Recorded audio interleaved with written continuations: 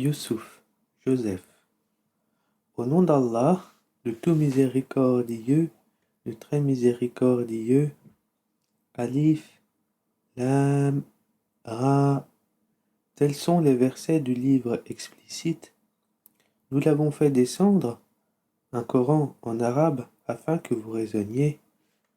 Nous te racontons le meilleur récit, grâce à la révélation que nous te faisons dans ce Coran, même si tu étais auparavant du nombre des inattentifs. Quand Joseph dit à son père, « Ô mon père, j'ai vu en songe 11 étoiles, et aussi le soleil et la lune, je les ai vus prosternés devant moi. Ô mon fils, dit-il, ne raconte pas ta vision à tes frères, car ils te monteraient un complot contre toi. Le diable est certainement pour l'homme un ennemi déclaré. Ainsi ton Seigneur te choisira et t'enseignera l'interprétation des rêves, et il parfera son bienfait sur toi et sur la famille de Jacob, tout comme il l'a parfaite auparavant sur tes deux ancêtres, Abraham et Isaac, car ton Seigneur est omniscient et sage. Il y avait certainement en Joseph et ses frères des exhortations pour ceux qui interrogent. Quand ceux-ci dirent « Joseph et son frère sont plus aimés de notre Père que nous, alors que nous sommes un groupe bien fort, notre Père est vraiment dans un tort évident. Tuez Joseph ou bien éloignez-le dans n'importe quel pays, afin que le visage de votre Père se tourne exclusivement vers vous et que vous soyez après cela des gens de bien. » L'un d'eux dit, « Ne tuez pas Joseph, mais jetez-le si vous êtes disposés à agir, au fond du puits afin que quelque caravane le recueille. » Ils dirent, « Ô notre Père, qu'as-tu à ne pas te fier à nous au sujet de Joseph? Nous sommes cependant bien attentionnés à son égard.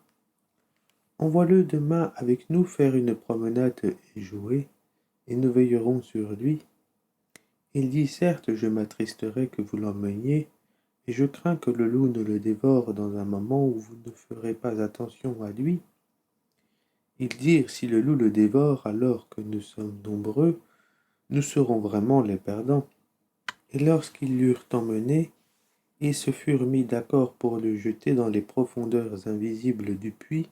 Nous lui révélâmes, « Tu les informeras sûrement de cette affaire sans qu'ils s'en rendent compte. » Et ils vinrent à leur père le soir en pleurant. Ils dirent, « Ô notre père, nous sommes allés faire une course, et nous avons laissé Joseph auprès de nos effets, et le loup l'a dévoré. Tu ne nous croiras pas, même si nous disons la vérité. » Ils apportèrent sa tunique tachée d'un faux sang. Il dit, « Vos âmes plutôt vous ont suggéré quelque chose. Il ne me reste plus donc qu'une belle patience. C'est Allah qu'il faut appeler au secours contre ce que vous racontez. » Or vint une caravane. Ils envoyèrent leur chercheur d'eau, qui fit descendre son seau. Il dit, « Bonne nouvelle, voilà un garçon. » Et ils le dissimulèrent pour le vendre telle une marchandise. Allah cependant savait fort bien ce qu'il faisait. Et ils le vendirent à vil prix, pour quelques dirhams comptés. Ils le considéraient comme indésirable. Et celui qui l'acheta était de l'Égypte. Il dit à sa femme, « Accorde-lui une généreuse hospitalité. Il se peut qu'il nous soit utile ou que nous l'adoptions comme un autre enfant. » Ainsi avons-nous raffermi Joseph dans le pays, et nous lui avons appris l'interprétation des rêves. Et Allah est souverain en son commandement, mais la plupart des gens ne savent pas. Et quand il eut atteint sa maturité, nous lui accordâmes sagesse et savoir. C'est ainsi que nous récompensons les bienfaisants. Or, celle qui l'avait reçu dans sa maison essaya de le séduire, et elle ferma bien les portes et dit, « Viens. » Il dit, « Qu'Allah me protège, c'est mon maître qui m'a accordé un bon asile. Vraiment, les injustes ne réussissent pas. » Et elle le désira, et il l'aurait désiré n'eût été ce qu'il vit comme preuve évidente de son Seigneur. Ainsi nous avons agi pour écarter de lui le mal et la turpitude. Il était certes un de nos serviteurs élus, et tous deux coururent vers la porte, et elle lui déchira sa tunique par derrière. Ils trouvèrent le mari de cette femme à la porte. Elle dit: quelle serait la punition de quiconque a voulu faire du mal à ta famille, sinon la prison, ou un châtiment douloureux? Joseph dit: c'est elle qui a voulu me séduire, et un témoin de la famille de celle-ci témoigna: si cette tunique à lui est déchirée par devant, alors c'est elle qui dit la vérité, tandis qu'il est du nombre des menteurs. Mais si sa tunique est déchirée par derrière, alors c'est elle qui mentit, tandis qu'il est du nombre des véridiques. Puis, quand il vit la tunique déchirée par derrière, il dit: c'est bien de votre ruse de femme, vos ruses sont vraiment énormes. Joseph ne pense plus à cela, et toi, femme, implore le pardon pour ton péché, car tu es fautive. Et dans la ville, des femmes dirent: la femme d'Al-Aziz essaye de séduire son valet. Il l'a vraiment rendue folle d'amour. Nous la trouvons certes dans un égarement évident. Lorsqu'elle eut entendu leur fourberie, elle leur envoya des invitations, et prépara pour elles une collation, et elle remit à chacune d'elles un couteau, puis elle dit: sors devant elle, Joseph. Lorsqu'elles le virent, elles l'admirèrent, se coupèrent les mains et dirent: à Allah ne plaise, ce n'est pas un être humain, ce n'est qu'un ange noble. Elle dit: voilà donc celui à propos duquel vous me blâmiez. J'ai essayé de le séduire, mais il s'en défendit fermement. Or, s'il ne fait pas ce que je lui commande, il sera très certainement emprisonné et sera certes parmi les humiliés. Il dit: ô mon Seigneur, la prison m'est préférable à ce à quoi elle m'invite, et si tu n'écartes pas de moi leur ruse, je pencherai vers elle et serai du nombre des ignorants. Son Seigneur l'exauça donc, et éloigna de lui leur ruse. C'est lui vraiment qui est l'audient et l'omniscient. Puis, après qu'ils eurent vu les preuves de son innocence, il leur sembla qu'ils devaient l'emprisonner pour un temps. Deux valets entrèrent avec lui en prison. L'un d'eux dit: je me voyais en rêve pressant du raisin. Et l'autre dit: et moi je me voyais portant sur ma tête du pain dont les oiseaux mangeaient. Apprends-nous l'interprétation de nos rêves, nous te voyons au nombre des bienfaisants. La nourriture qui vous est attribuée ne vous parviendra point, dit-il, que je ne vous ai avisé de son interprétation avant qu'elle ne vous arrive. Cela fait partie de ce que mon Seigneur m'a enseigné. Certes, j'ai abandonné la religion d'un peuple qui ne croit pas en Allah et qui nie la vie future. Et j'ai suivi la religion de mes ancêtres, Abraham, Isaac et Jacob. Il ne nous convient pas d'associer à Allah quoi que ce soit. Ceci est une grâce d'Allah sur nous et sur tout le monde, mais la plupart des gens ne sont pas reconnaissants. Ô mes deux compagnons de prison, qui est le meilleur des seigneurs éparpillés ou Allah, l'unique, le dominateur suprême? Vous n'adorez en dehors de lui que des noms que vous avez inventés, vous et vos ancêtres, et à l'appui desquels Allah n'a fait descendre aucune preuve. Le pouvoir n'appartient qu'à Allah. Il vous a commandé de n'adorer que lui. Telle est la religion droite, mais la plupart des gens ne savent pas. Ô mes deux compagnons de prison, l'un de vous donnera du vin à boire à son maître, quant à l'autre il sera crucifié, et les oiseaux mangeront de sa tête. L'affaire sur laquelle vous me consultez est déjà décidée. Et il dit à celui des deux dont il pensait qu'il serait délivré: parle de moi auprès de ton maître. Mais le diable fit qu'il oublia de rappeler le cas de Joseph à son maître. Joseph resta donc en prison quelques années. Et le roi dit: en vérité, je voyais en rêve 7 vaches grasses mangées par 7 maigres, et 7 épis verts, et autant d'autres secs. Ô conseil de notables, Donnez-moi une explication de ma vision si vous savez interpréter le rêve. » Ils dirent, c'est un amas de rêves, et nous ne savons pas interpréter les rêves. Or, celui des deux qui avait été délivré, et qui après quelque temps se rappela, dit, je vous en donnerai l'interprétation, envoyez-moi donc. Ô toi, Joseph le véridique, éclaire-nous au sujet de cette vache grasse que mange cette très maigre, et cet épi vert et autant d'autres secs, afin que je retourne aux gens et qu'ils sachent l'interprétation exacte du rêve. Alors Joseph dit, vous sèmerez pendant 7 années consécutives, tout ce que vous aurez moissonné, laissez-le en épis, sauf le peu que vous consommerez. Viendront ensuite 7 années de disette qui consommeront tout ce que vous aurez amassé pour elles, sauf le peu que vous aurez réservé comme semence. Puis viendra après cela une année où les gens seront secourus par la pluie et iront au pressoir.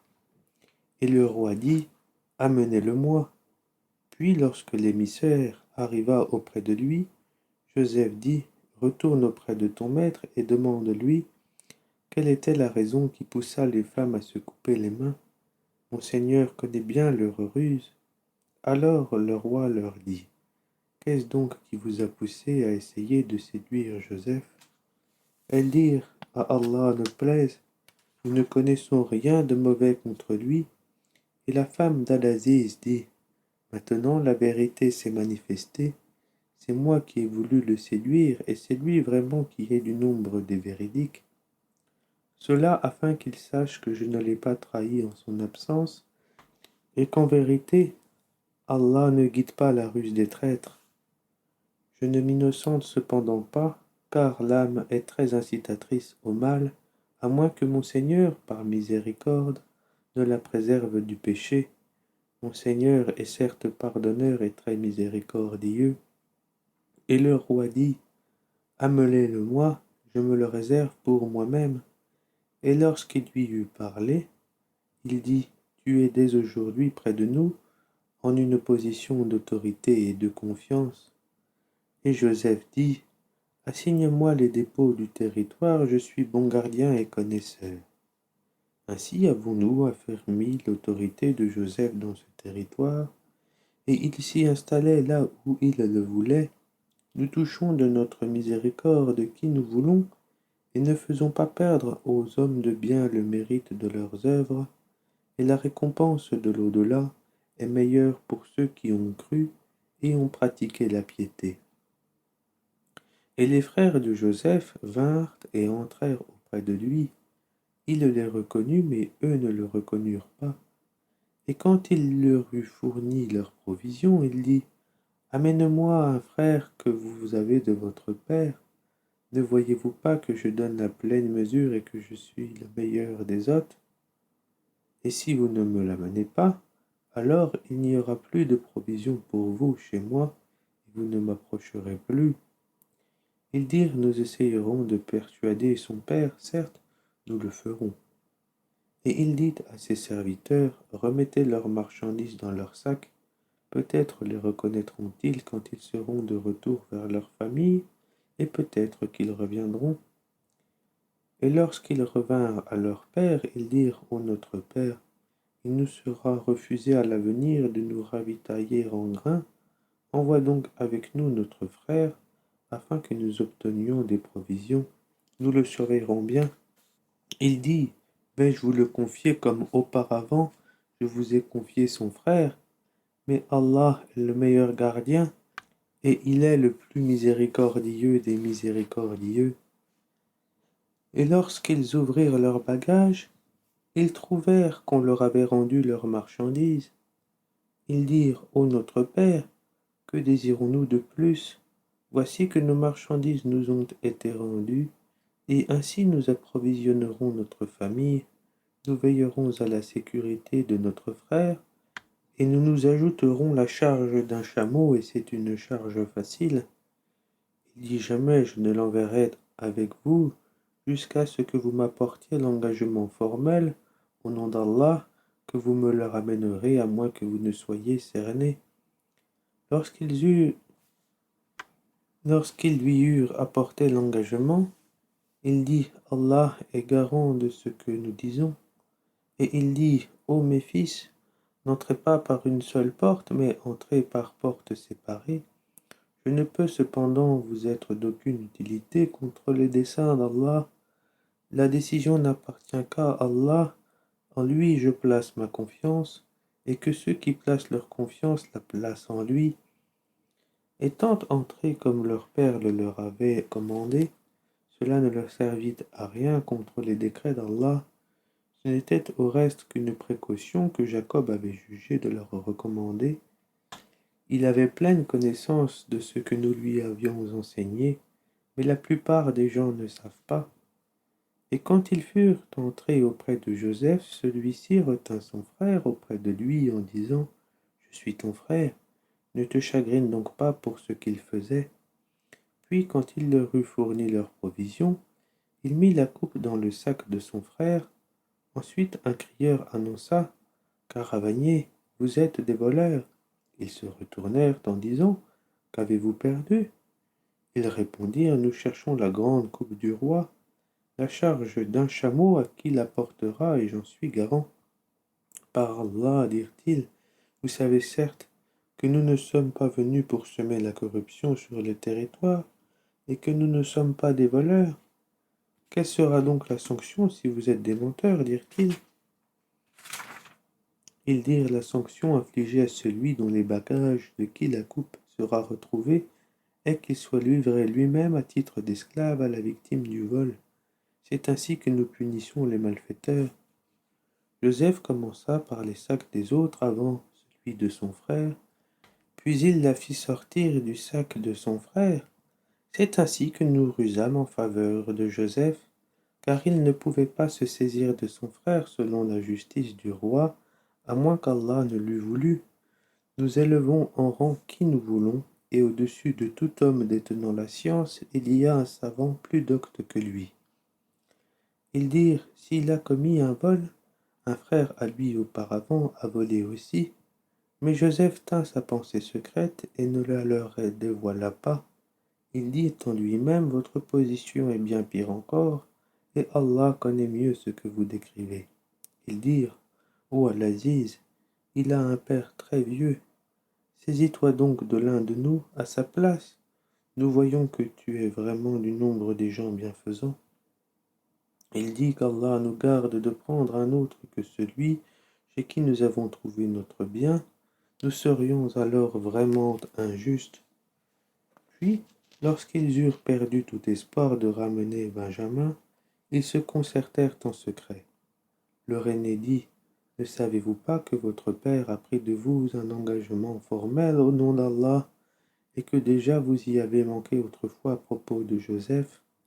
Je ne quitterai point le territoire jusqu'à ce que mon père me le permette ou qu'Allah juge en ma faveur, et il est le meilleur des juges. Retournez à votre père et dites: Ô notre père, ton fils a volé, et nous n'attestons que ce que nous savons, et nous n'étions nullement au courant de l'inconnu. Et interroge la ville où nous étions, ainsi que la caravane dans laquelle nous sommes arrivés. Nous disons réellement la vérité. Alors Jacob dit: Vos âmes plutôt vous ont inspiré d'entreprendre quelque chose. Ô belle patience! Il se peut qu'Allah me les ramènera tous les deux, car c'est lui l'omniscient, le sage. Et il se détourna d'eux et dit que mon chagrin est grand pour Joseph, et ses yeux blanchirent d'affliction, et il était accablé. Ils dirent: Par Allah, tu ne cesseras pas d'évoquer Joseph jusqu'à ce que tu t'épuises ou que tu sois parmi les morts. Il dit: Je ne me plains qu'à Allah de mon déchirement et de mon chagrin, et je sais de la part d'Allah ce que vous ne savez pas. Ô mes fils, partez et enquérez-vous de Joseph et de son frère, et ne désespérez pas de la miséricorde d'Allah. Ce sont seulement les gens mécréants qui désespèrent de la miséricorde d'Allah. Et lorsqu'ils s'introduisirent auprès de Joseph, ils dirent: Ô Al-Aziz, la famine nous a touchés, nous et notre famille, et nous venons avec une marchandise sans grande valeur. Donne-nous une pleine mesure et fais-nous la charité. Certes, Allah récompense les charitables.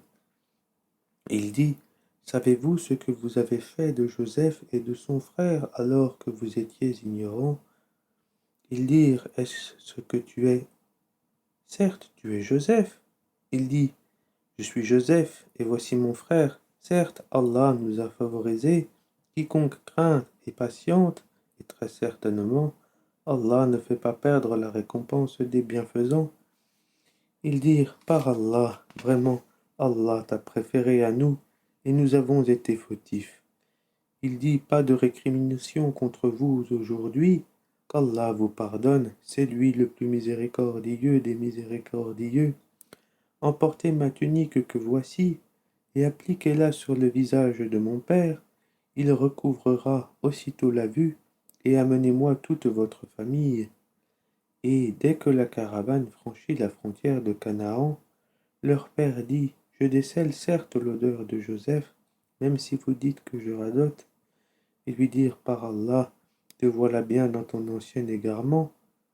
Puis quand arriva le porteur de bonne annonce, il appliqua la tunique sur le visage de Jacob. Celui-ci recouvra aussitôt la vue, et dit, ne vous ai-je pas dit que je sais par Allah ce que vous ne savez pas? Ils dirent, ô notre Père, implore pour nous la rémission de nos péchés. Nous étions vraiment fautifs. Il dit, j'implorerai pour vous le pardon de mon Seigneur, car c'est lui le pardonneur, le très miséricordieux. Lorsqu'ils s'introduisirent auprès de Joseph, celui-ci accueillit ses pères et mères et leur dit, entrez en Égypte en toute sécurité si Allah le veut. Et il éleva ses parents sur le trône, et tous tombèrent devant lui prosternés. Et il dit, ô mon père, voilà l'interprétation de mon rêve de jadis. Allah l'a bel et bien réalisé, et il m'a certainement fait du bien quand il m'a fait sortir de prison et qu'il vous a fait venir de la campagne. Après que le diable ait suscité la discorde entre mes frères et moi, mon Seigneur est plein de douceur pour ce qu'il veut, et c'est lui l'omniscient, le sage. Ô mon Seigneur, tu m'as donné du pouvoir et m'as enseigné l'interprétation des rêves. C'est toi le créateur des cieux et de la terre. Tu es mon patron ici-bas et dans l'au-delà. Fais-moi mourir en parfaite soumission et fais-moi rejoindre les vertueux. Ce sont là des récits inconnus que nous te révélons, et tu n'étais pas auprès d'eux quand ils se mirent d'accord pour comploter, et la plupart des gens ne sont pas croyants malgré ton désir ardent, et tu ne leur demandes aucun salaire pour cela. Ce n'est là qu'un rappel adressé à l'univers. Et dans les cieux et sur la terre, que de signes auprès desquels les gens passent en s'en détournant, et la plupart d'entre eux ne croient en Allah qu'en lui donnant des associés. Est-ce qu'ils sont sûrs que le châtiment d'Allah ne viendra pas les couvrir, ou que l'heure ne leur viendra pas soudainement sans qu'ils s'en rendent compte? Dis, voici ma voix, j'appelle les gens à la religion d'Allah. Moi et ceux qui me suivent, nous basons sur une preuve évidente, gloire à Allah, et je ne suis point du nombre des associateurs. Nous n'avons envoyé avant toi que des hommes originaires des cités, à qui nous avons fait des révélations. Ces gens-là n'ont-ils pas parcouru la terre et considéré quelle fut la fin de ceux qui ont vécu avant eux? La demeure de l'au-delà est assurément meilleure pour ceux qui craignent Allah. Ne raisonnerez-vous donc pas, quand les messagers faillirent perdre espoir, et que leurs adeptes eurent pensé qu'ils étaient dupés, voilà que vint à eux notre secours, et furent sauvés ceux que nous voulûmes, mais notre rigueur ne saurait être détournée des gens criminels. Dans leur récit, il y a certes une leçon pour les gens doués d'intelligence. Ce n'est point là un récit fabriqué, c'est au contraire la confirmation de ce qui existait déjà avant lui, un exposé détaillé de toutes choses, un guide et une miséricorde pour des gens qui croient.